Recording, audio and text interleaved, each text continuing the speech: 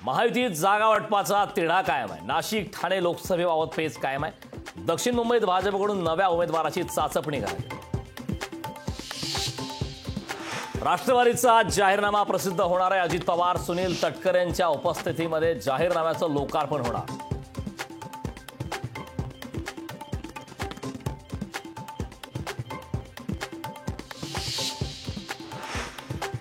सांगलीत विशाल पाटलांवर माघारीसाठी काँग्रेसचा दबाव। सांगलीतील लढतीचा आज होणार चित्र स्पष्ट। मनधरणी करण्यात काँग्रेसला यश येणार का, याकडे सर्वांचं लक्ष। हिंदुत्व सोडलेल्यांनी जय भवानी शब्दाचा वापर करणं चुकीचं। देवेंद्र फडणवीसांचा उद्धव ठाकरेंवर हल्लाबोल। रायगडमध्ये राष्ट्रवादीचा महाविकास आघाडीला मोठा धक्का। काँग्रेसचे मुश्ताक अंतुले आज राष्ट्रवादीत प्रवेश करणार। जिल्हाध्यक्ष शैलेश गवईसह 5 पदाधिकारी वंचितमधून बडतर्फ। पक्षशिस्तीचा भंग केल्यानं पदाधिकाऱ्यांवर कारवाई।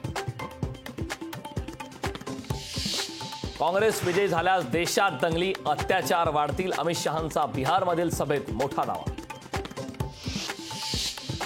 इंडिया आघाडी सत्तेत आल्यास संसदेच्या पहिल्या अधिवेशनात सीए रद्द करणार। माकपच्या टीकेवर पी चिदंबरम यांचं स्पष्टीकरण।